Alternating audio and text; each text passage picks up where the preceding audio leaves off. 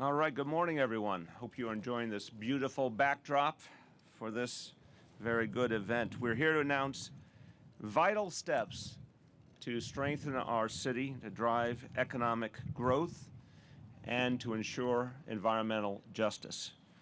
Two advancements in maritime transport that are a culmination of intense and collaborative work with both the city and our partners in the state and federal government, all working together in common cause.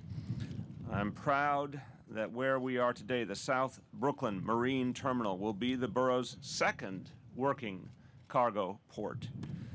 Yes, after the Red Hook Container Terminal a few miles north. And both ports have recently received good news that will bolster business. The federal government has designated the Brooklyn Waterfront part of the American Marine Highway. This is a national network of shipping routes, and this designation affirms the importance of South Brooklyn to both national and international commerce. There'll be a presentation of a plaque a little bit later on to designate this federal decision.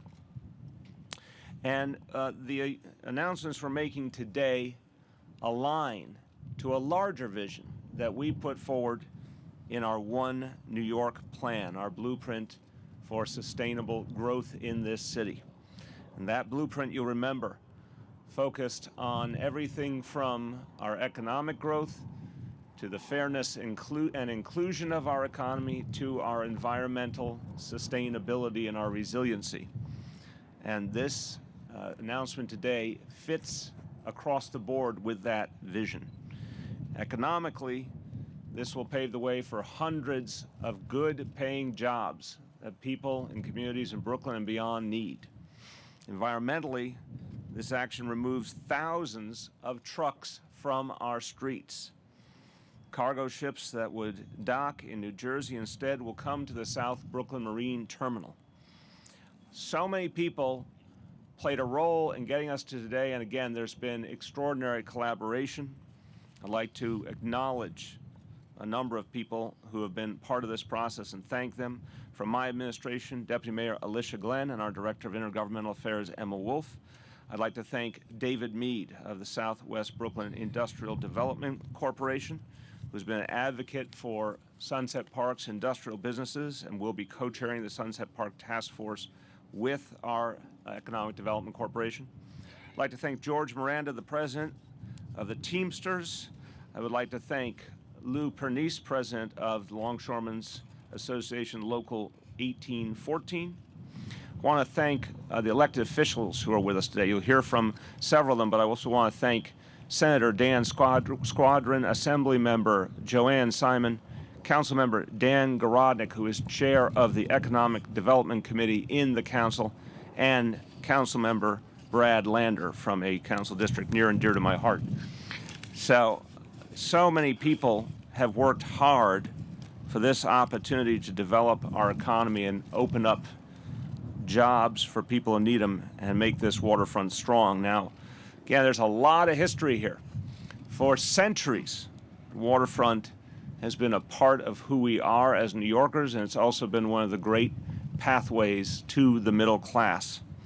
Certainly Brooklyn in particular grew in large measure because of the waterfront to be the dynamic and diverse place it became, a place where people who grew up here and people from all over the world could come to find opportunity. And this waterfront helped to build our city's larger economy. Today, 400 million tons of goods, $1.2 trillion in value moves in and out of New York City every year. That forecast will increase by 48% by 2040. So we can continue to be an example to the country of how to create good jobs while building our economy in a diverse manner and making sure we are protecting our planet and our community at the same time. That's what's so powerful about this opportunity. It brings all those pieces together. Here at the South Brooklyn Marine Terminal, the City Council last month approved a long-term master lease, and we want to thank the Council for that action. allows the Economic Development Corporation to actively manage this port and guarantees a stable future for this facility. Again, special thanks to Speaker Melissa Mark Viverito and Council members Garodnik and Menchaca for their support and their hard work in this process. The Council process also enhanced the community's role in the planning for the South Brooklyn Marine Terminal and for the larger waterfront. I want to also take a moment to congratulate Congress members Nadler and Velasquez, who have been working on this issue for many years tirelessly and are seeing real progress towards a larger vision they have been working on. Congratulations to both of you. South Brooklyn Marine Terminal already is open for business. The Economic Development Corporation is seeking maritime cargo firms to do business here going forward. And that will allow us to employ hundreds of New Yorkers of all backgrounds and skill levels. Again, many in good-paying middle-class jobs.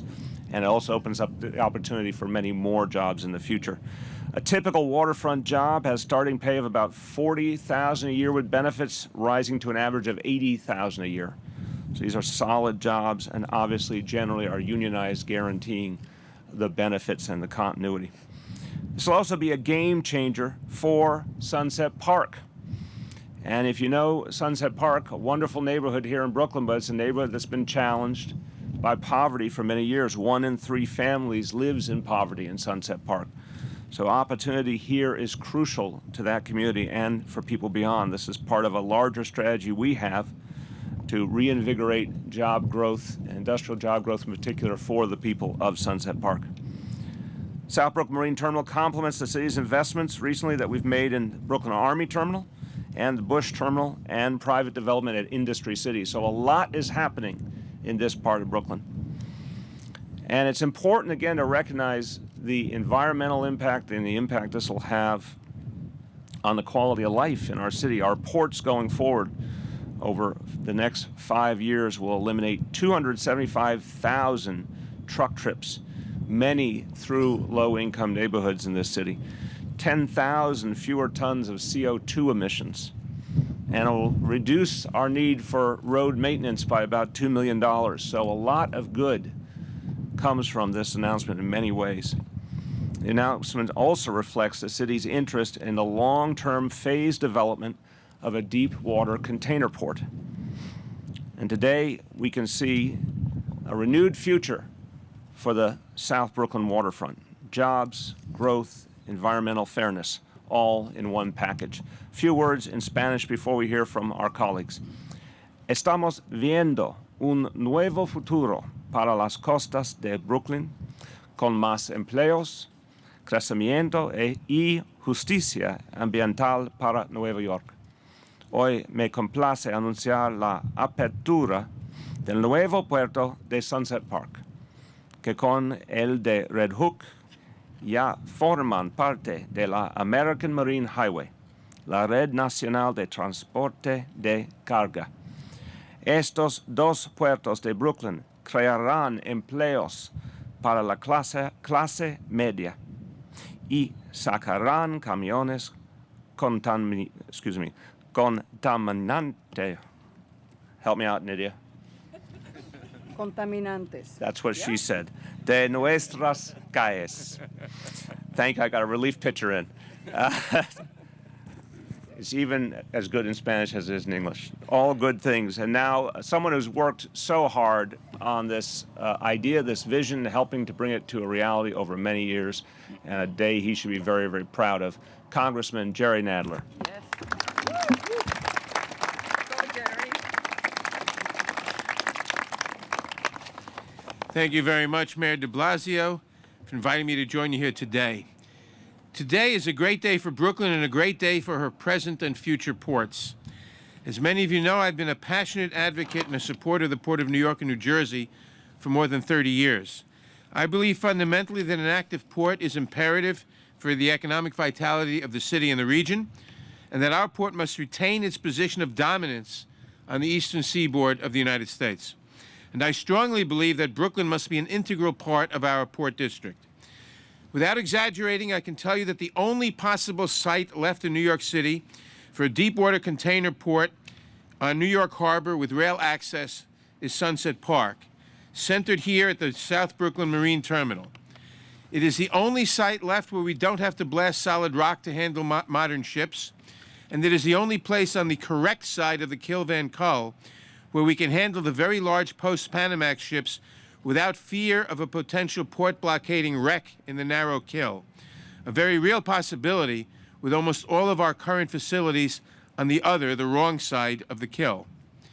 Developing a healthy port operation at SBMT here is an absolutely essential part of moving goods more efficiently, growing sustainable and local jobs in New York, and protecting our environment.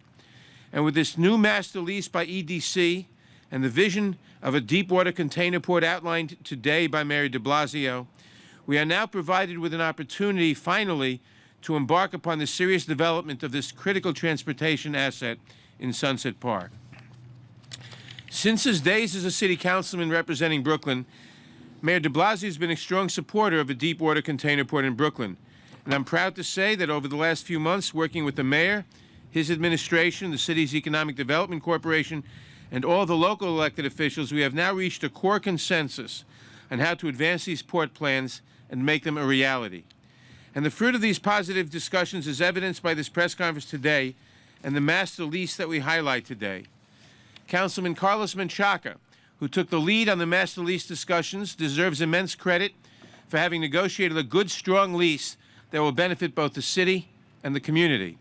His commitment to community engagement and ensuring key community benefits should be strongly applauded. And my dear colleague and partner in crime in ports, Nydia Velasquez, must be seen as a true leader on these issues. She has worked tirelessly representing the Sunset Park community for decades. And I must say that Nydia and I have a division of labor by virtue of the map makers. She represents the people in Sunset Park. I represent the piers and the warehouses in Sunset Park. And it must be remembered in this regard that she was central to creating the critical community planning framework that brought about the beautiful park to our south and has ensured that we have never wavered from a commitment to get this port done. And to every elected official who represents this waterfront, from Sunset Park to Red Hook, Borough President Eric Adams, Councilman Brad Lander, Assemblyman Felix Ortiz, Senator Dan Squadron, Senator Belman Montgomery, and others who have strongly fought both to maintain shipping operations at Red Hook Container Terminal and to establish a deep-water container port here in Sunset Park, the city and the region owe you a considerable debt of gratitude. Together, we have agreed to a set of development principles that will guide our collective work to ensure that the city, the region, and the neighborhood all benefit in a meaningful way. And to the labor planning and community groups who have stood with us in this fight, well, as you know, we simply cannot do advocacy work for big ideas like this over multiple administrations without you. So I am thrilled to be here at this announcement today. I believe it is the first truly important and real step in moving forward with the creation of a deep-water container port in Sunset Park, beginning at SBMT.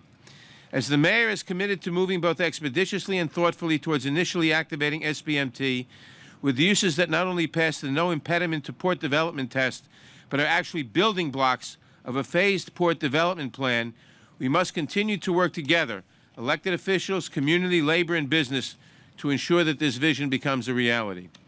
With respect to our existing Brooklyn port, the Red Hook Container Terminal, ably led at the moment by the Brahmins of Phoenix Beverage, we were also very fortunate to have here today the presence of Federal Maritime Administrator Paul Janichin to announce the Marine Highway designation of the New York Harbor container and barge service between Brooklyn and New Jersey.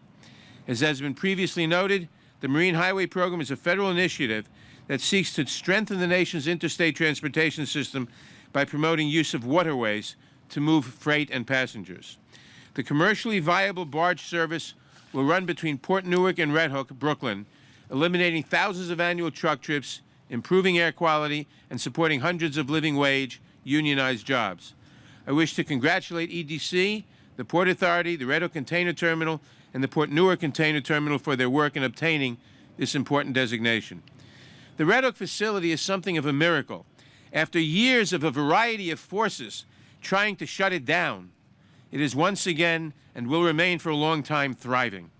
Not only will this regular barge service between the two port facilities remove trucks from our roads, but it will open the potential to maintain and expand our region's maritime commerce in the near future.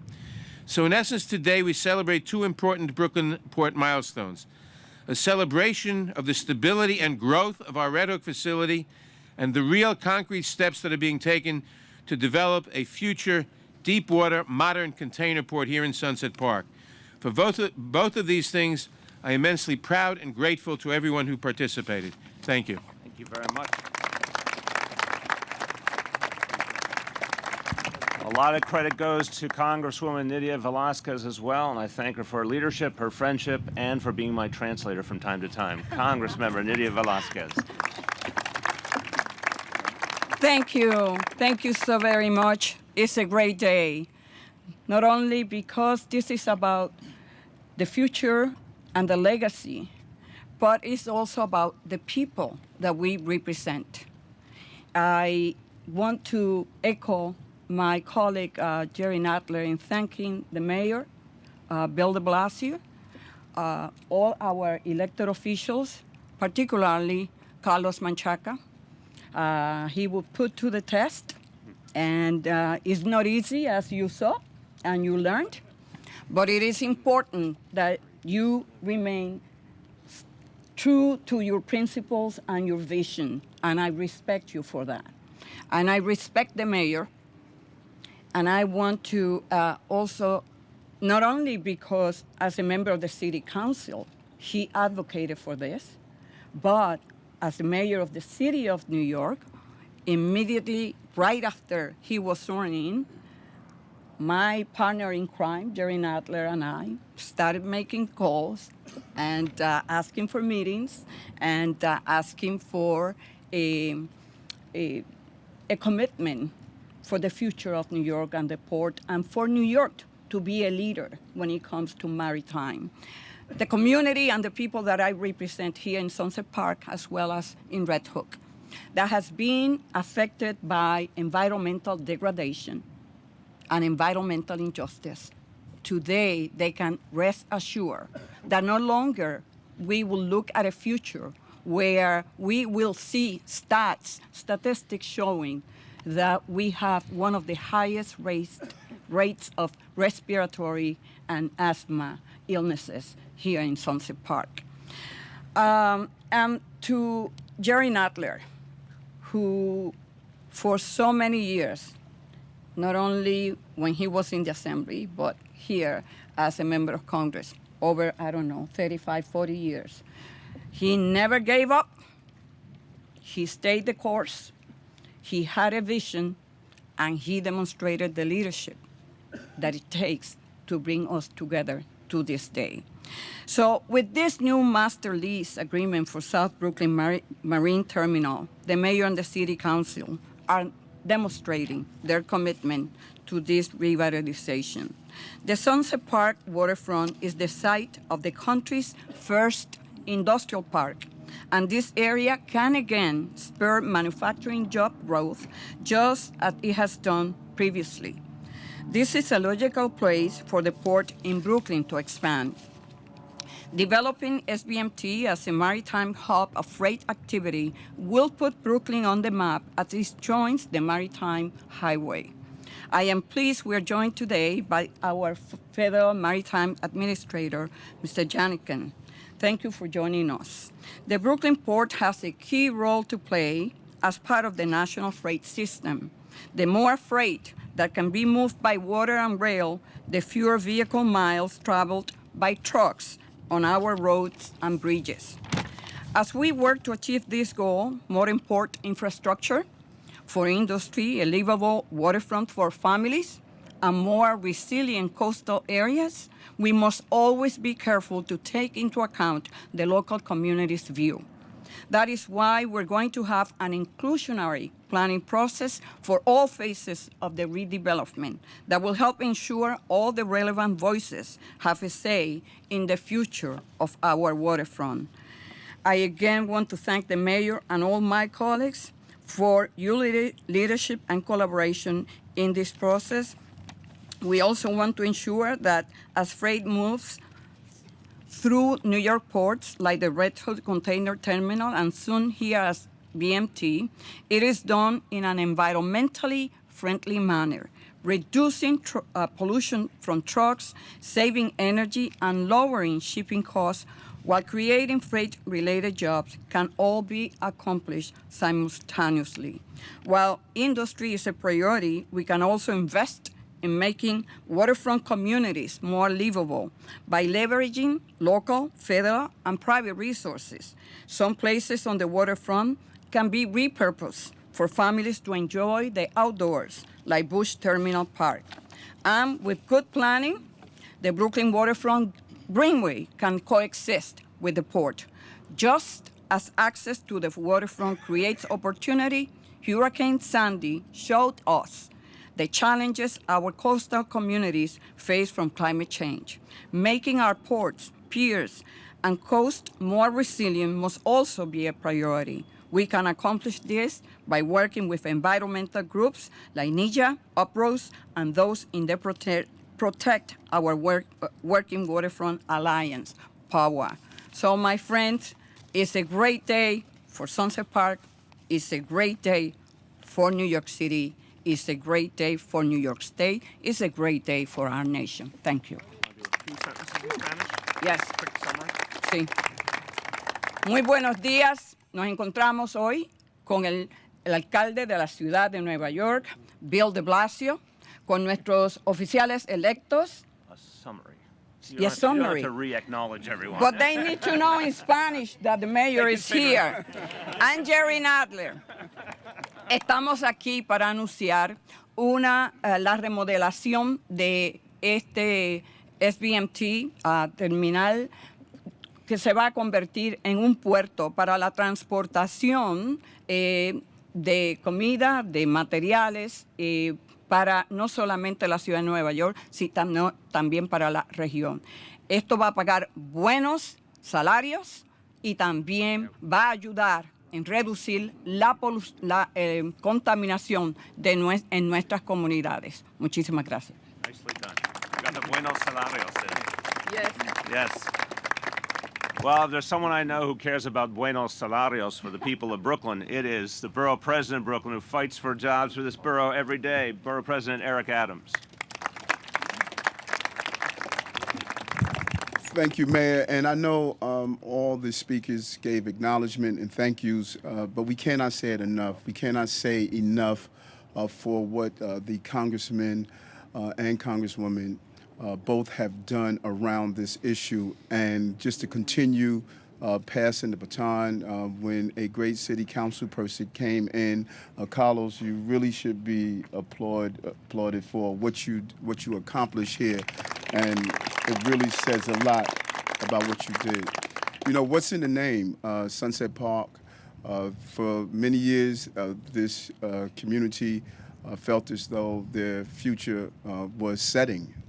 And the congresspersons who represented both the port and represented the people here knew that there was a brighter future. This announcement today has redefined that name, and now this is a sunrise community.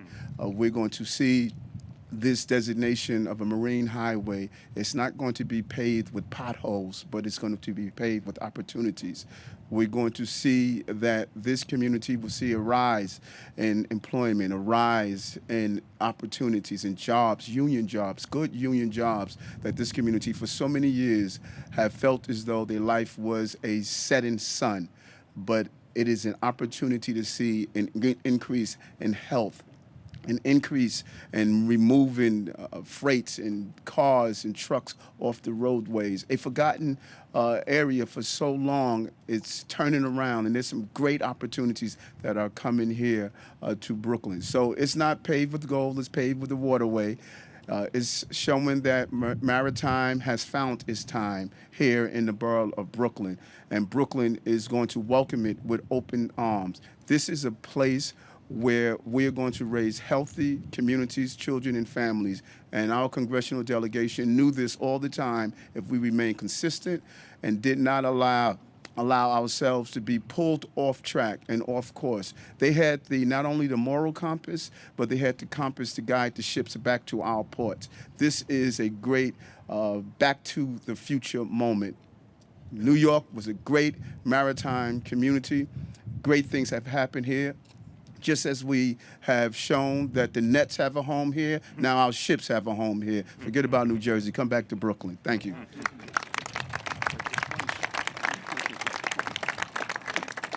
Someone who fights for the community every day in Albany and survived the Albany legislative session and came back to help us here, Assemblymember Felix Ortiz. Thank you. Thank you, Mr. Mayor. What he forgot to tell you was about my hair. You know, the longer you stay in Albany, the longer your hair get. Let me just really commend the mayor for his vision and his leadership. Sunset Park has been a community that has been ignored for many, many, many years. Mayor after mayor have promised, mayor after mayor has come and go. But this mayor, who was raised and worked not too distant away from our district, who when he was a school board member of School District 15, his commitment and his heart was in the right place then and is still today.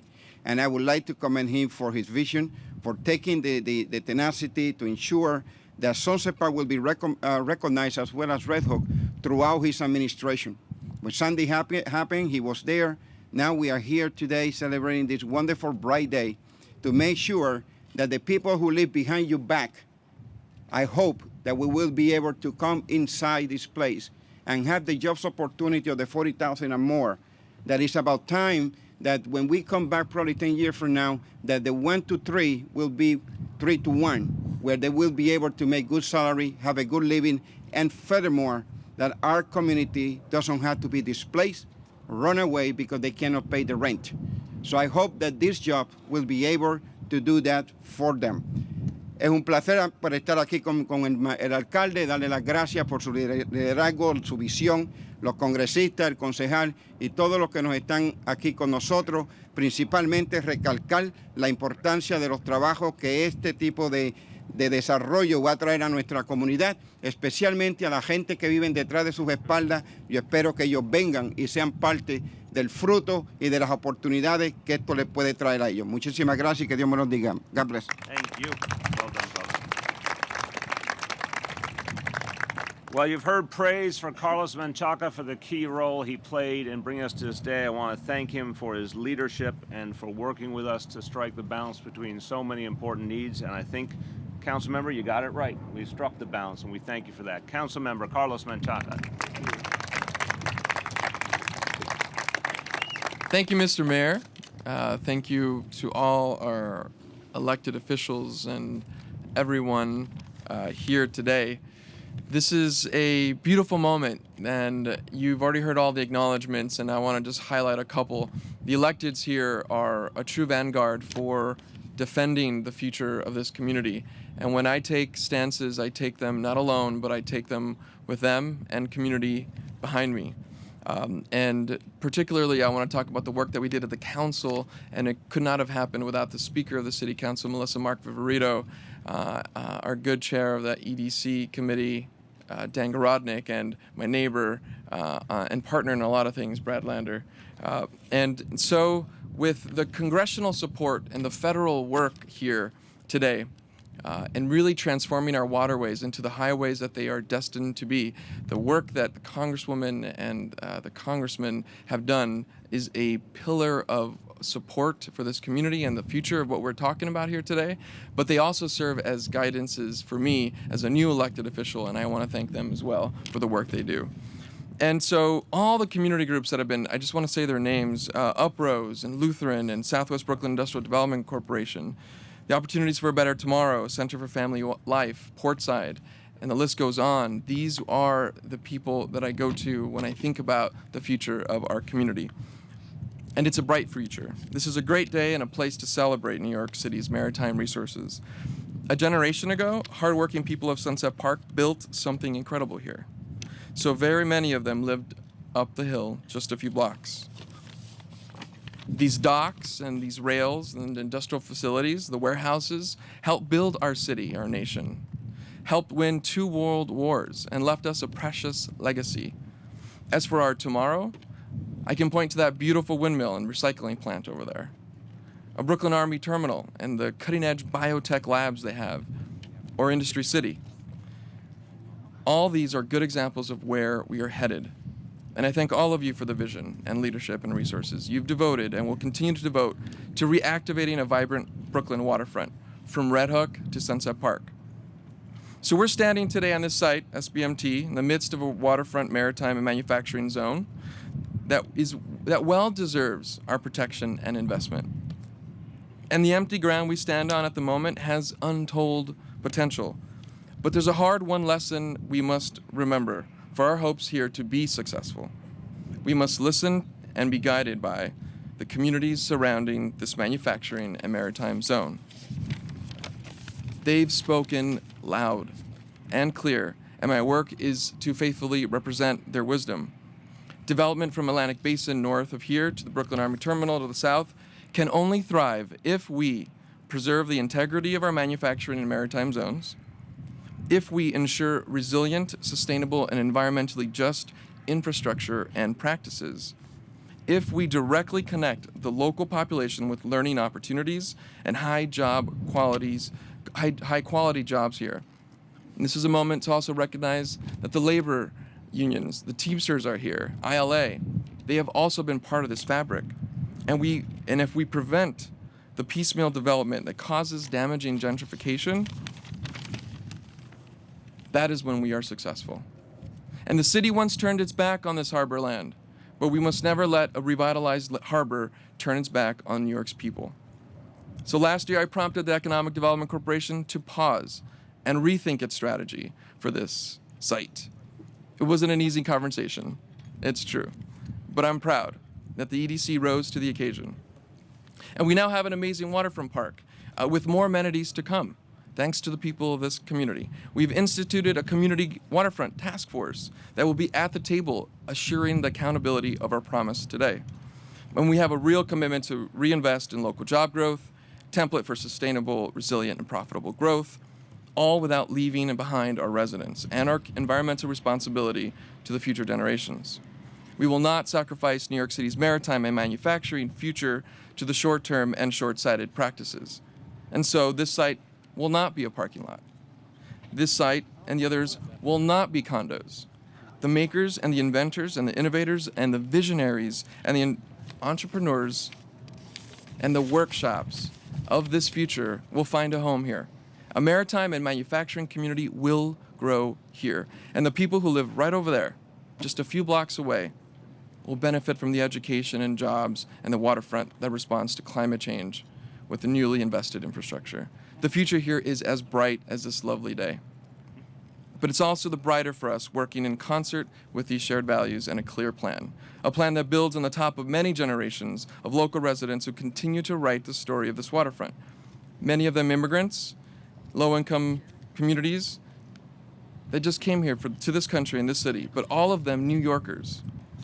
And so with that, we honor them in this move forward. Thank you. Thank you.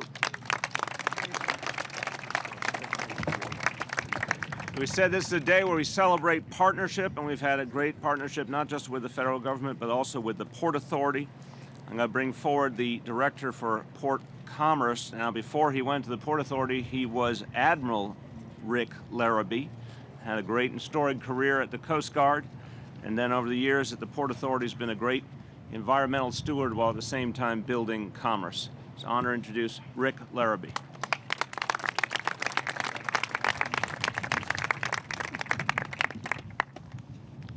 Thank you, Mr. Mayor. Good morning, ladies and gentlemen. It's great to see everybody here today out on the waterfront, and I want to thank all of our elected officials for their support of the Brooklyn waterfront as a maritime hub for maritime commerce and for the Port of New York and New Jersey. The port is becoming a larger and larger contributor to our region's economy, generating nearly 300,000 jobs and almost $40 billion in economic activity each year. The port's seen significant growth over the last couple of years. Last year, 5.4% over the previous year, and this year, cargo volumes are up over 11%.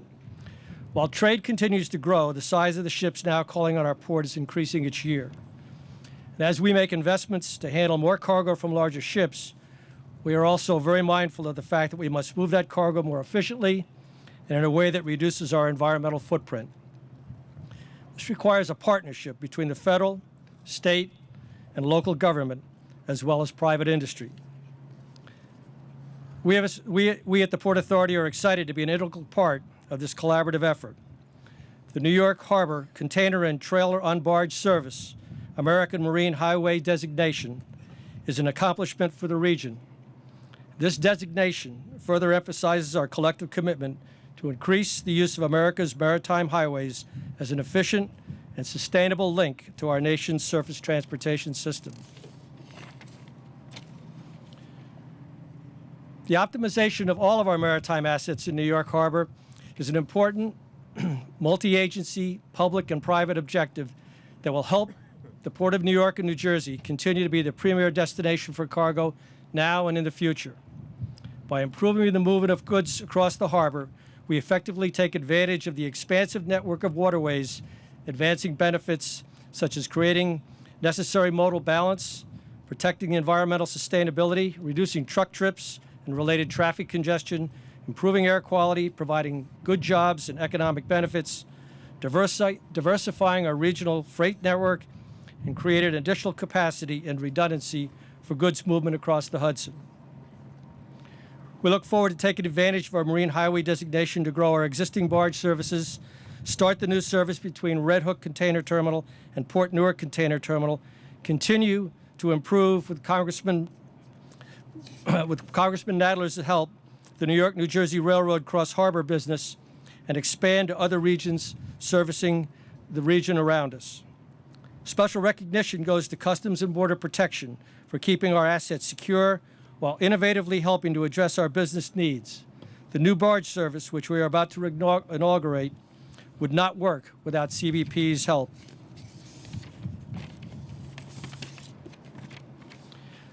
Moving freight by barge is a part of our history and helping make that the Port of New York and New Jersey what it is today.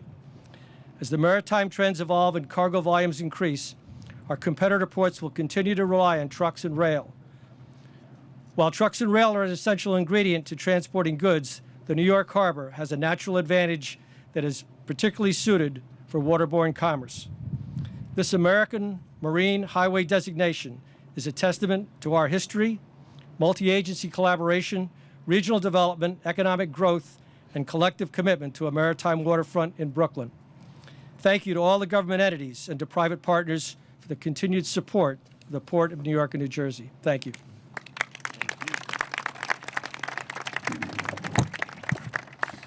Well, we are all deeply appreciative of this federal designation, and I want you to hear from the expert himself, hear from him, and then I understand there will be a presentation of a plaque to formalize this moment.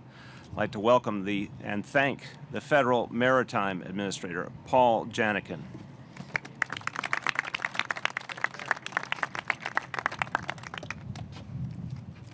Mayor, thank you for that introduction. I have the unique privilege and honor to serve as the Maritime Administrator I'll move this for you. There. for the United States. So on behalf of the Department of Transportation and Secretary Anthony Fox, I'd like to thank the Mayor for the invitation, but also thank each of you for coming to today's announcement and event. New York City sits on one of the world's largest national harbors. And this harbor is a common sense solution to many of the transportation challenges this city faces both now and in the future. Maintain a thriving working waterfront here in Brooklyn is absolutely critical link to that solution. And the investments that the city is making both here and in Red Hook will provide efficient supply chain solutions that this region needs. Not only that, it'll contribute to good jobs, reducing emissions, and also cutting congestion on our bridges and our tunnels. However, you can't have a working waterfront without having the ability to move freight across the docks. And the expansion of these barge services connecting New York and New Jersey will do exactly that. And that's why Secretary Fox has officially designated, and the reason I'm here today, the M95 Cross-Harbor Barge Service as an official Marine Highway project. The project will expand container and trailer on barge operations from Port Newark to Brooklyn. Transporting containers and the potential for trucks and trailers on the harbor is absolutely the most efficient and the most economical way to move cargo in this densely populated region. It will help marine terminals like the Port Newark optimize their operations by smoothing the surge of large volume cargo discharges from post-Panamax-sized vessels. This is a project whose time has come, and it's great to see that New York's leaders are making the right moves to ensure its success. Developing the South Brooklyn Marine Terminal can help New York keep pace with the region's growing population and its growing economy. Marine transportation can be a tool that keeps this city and our nation competitive going forward. And that's why since 2009, the Department of Transportation has directed nearly $500 million through 6 rounds of Tiger, or Transportation Investment Generating Economic Recovery grants, to 39 maritime infrastructure projects in 23 states. And earlier this spring, Secretary Fox announced the 7th round of Tiger, funding a total of $500 million. But Tiger alone cannot meet all of America's infrastructure needs. And that's why President Obama has asked Congress to pass the Grow America Act, a 6-year bill that would increase national investment in transportation by 45%.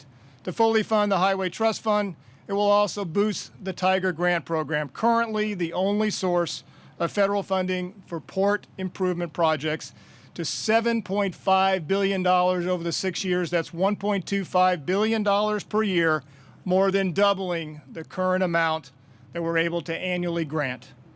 Grow America also includes $18 billion in multimodal freight improvement programs that could be used for that first mile and last mile infrastructure that our ports so vitally need.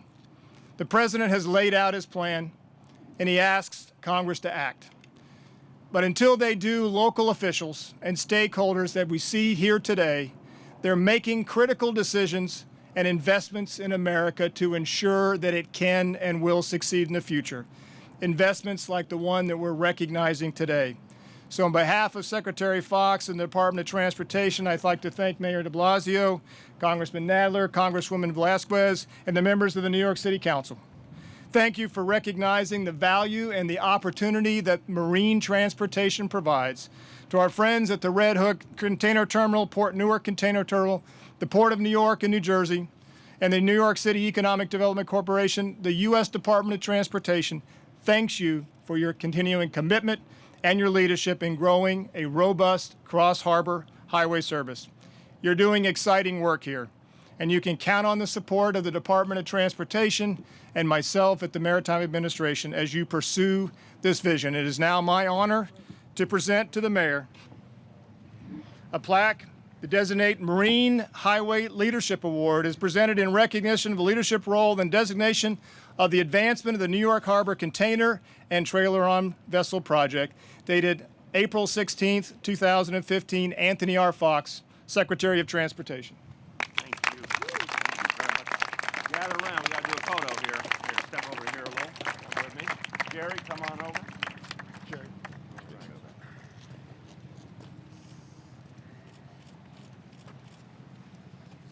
Good news. We like some good news. Where am I going? You're just getting him wherever you can. Don't be shy. Don't be shy. That's right. Shyness gets you nowhere around.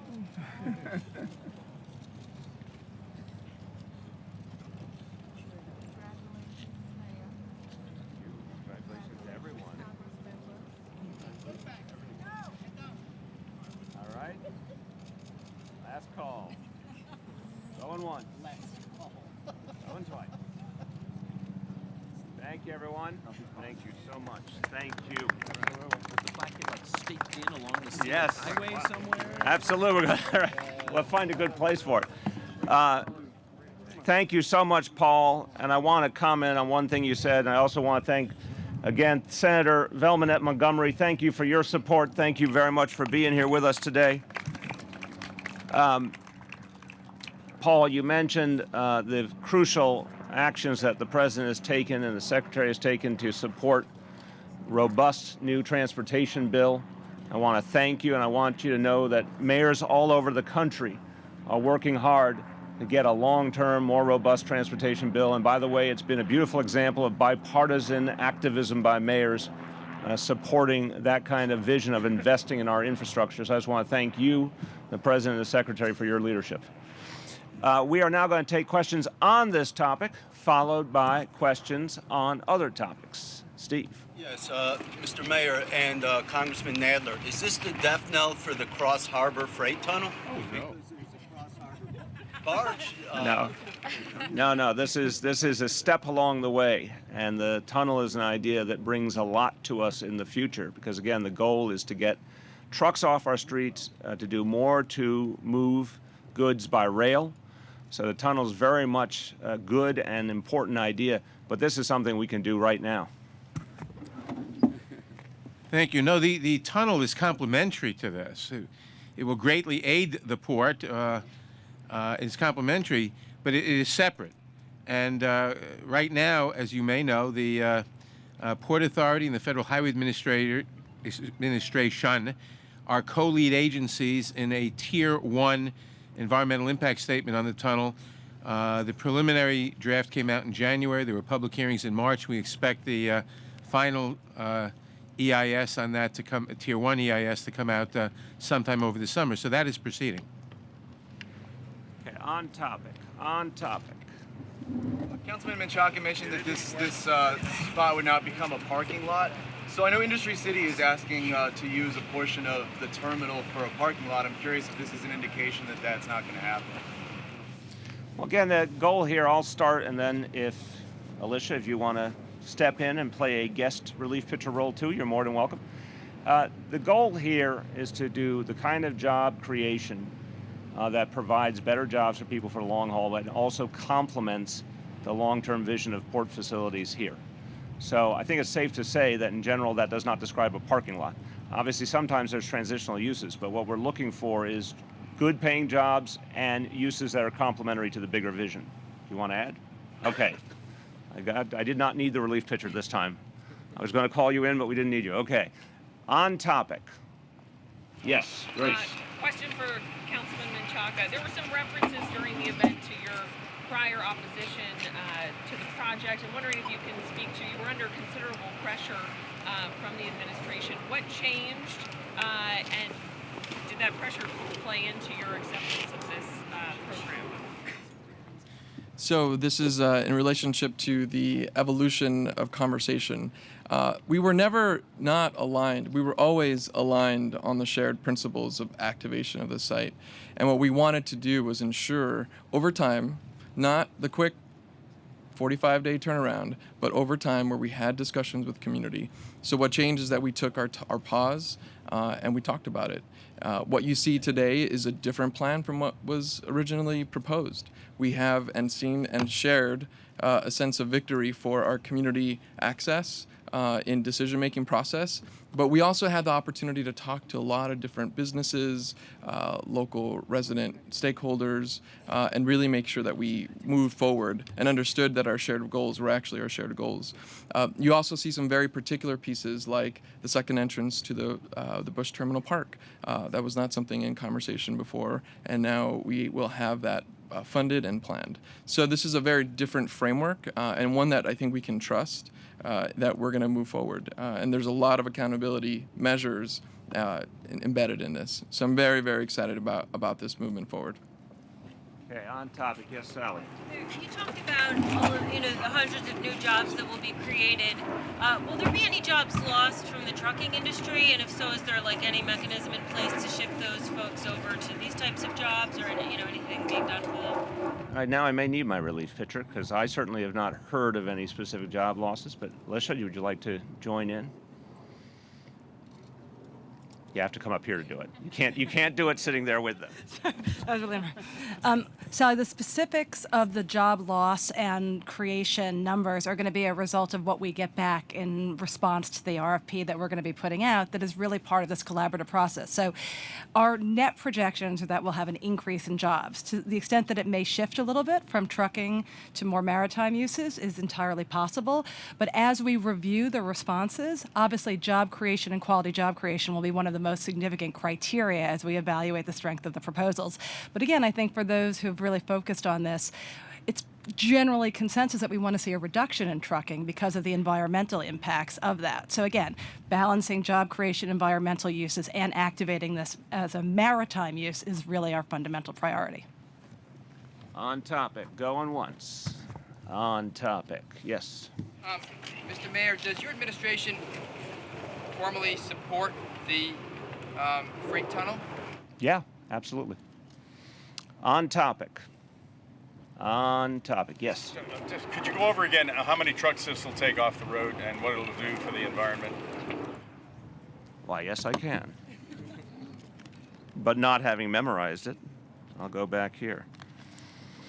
200 over the next 5 years, 275,000 truck trips less, and 10,000 fewer tons of CO2 emissions.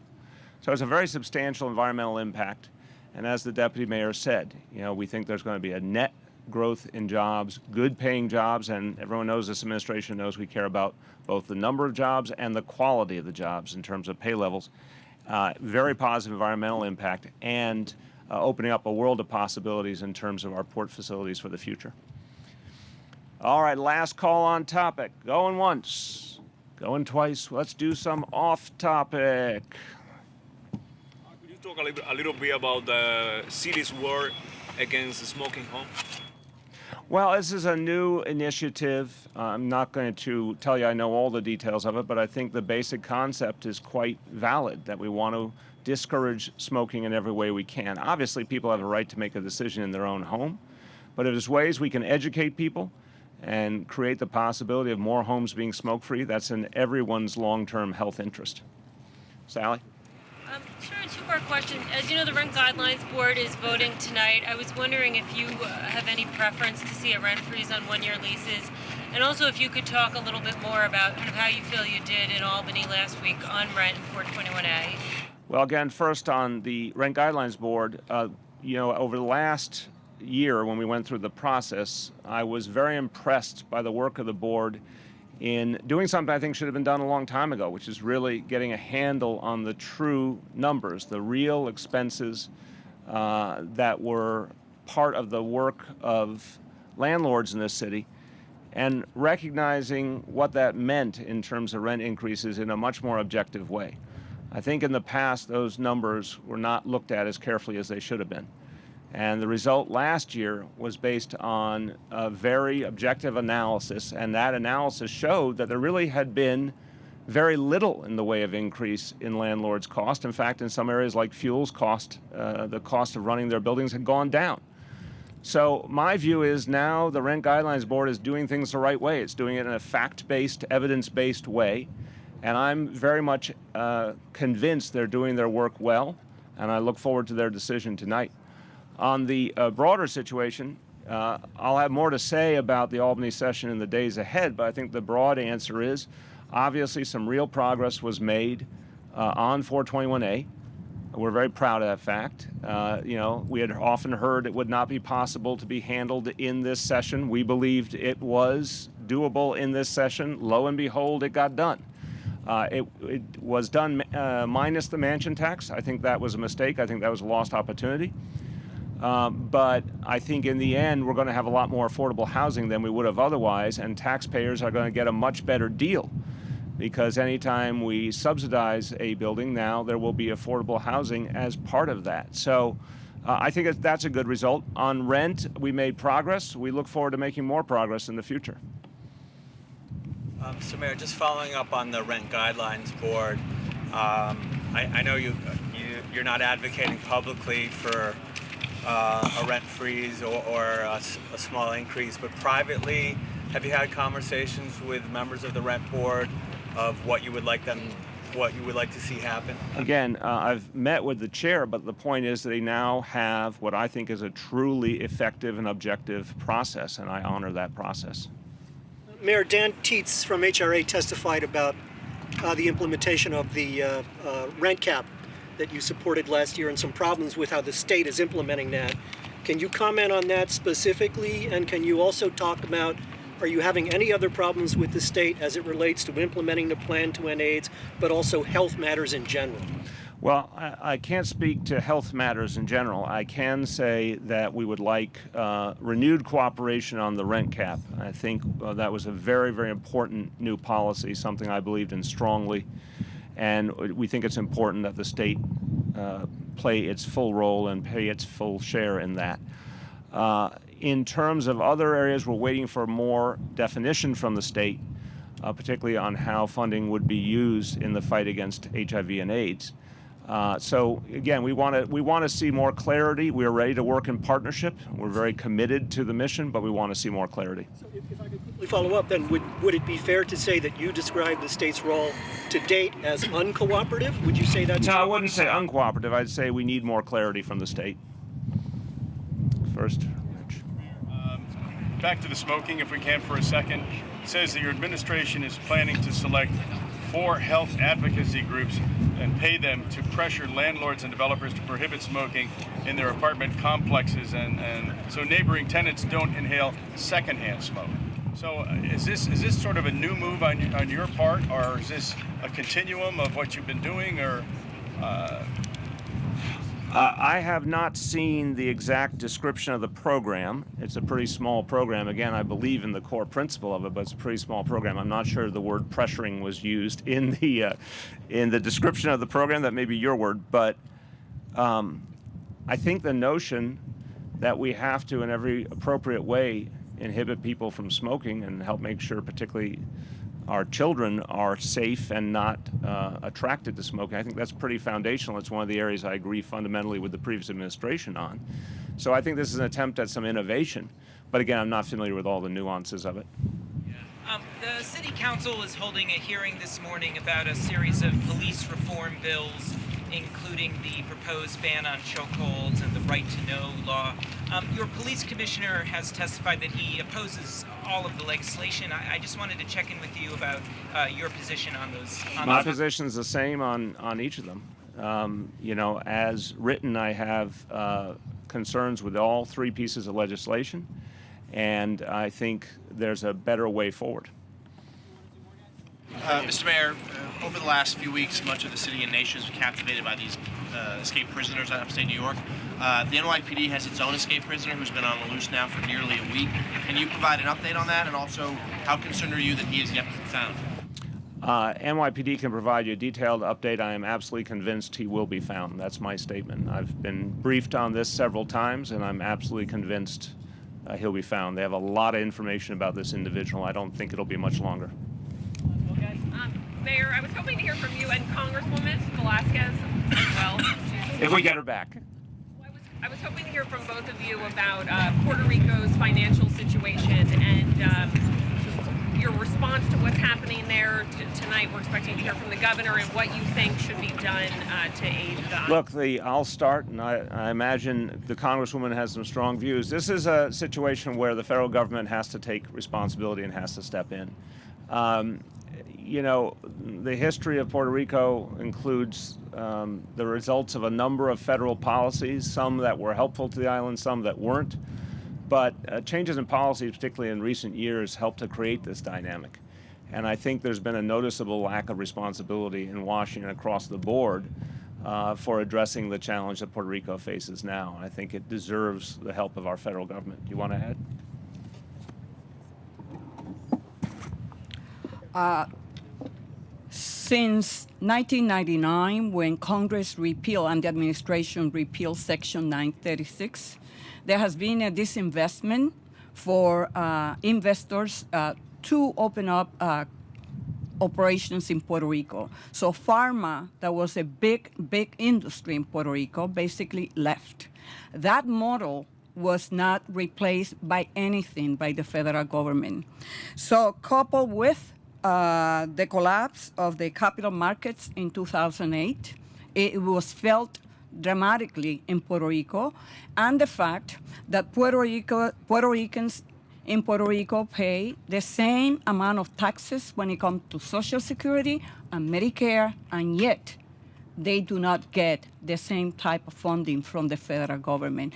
All of this has contributed to the fiscal crisis that we are witnessing in Puerto Rico, and of course, some decisions made by previous governor. When this governor assumed his governorship, was sworn into office, he inherited $72 billion.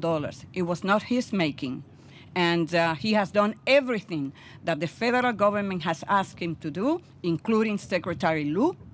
But at this point, it is the role. We need to get the administration to step in, and the pressure is going to continue to mount because Puerto Ricans in the mainland will continue to exert the kind of political influence. If anyone wants to win the presidency, they have to go to Florida. If they want to win Florida, they need to win Central Florida, and that means Puerto Rican voters. Thank you. Thanks, everyone.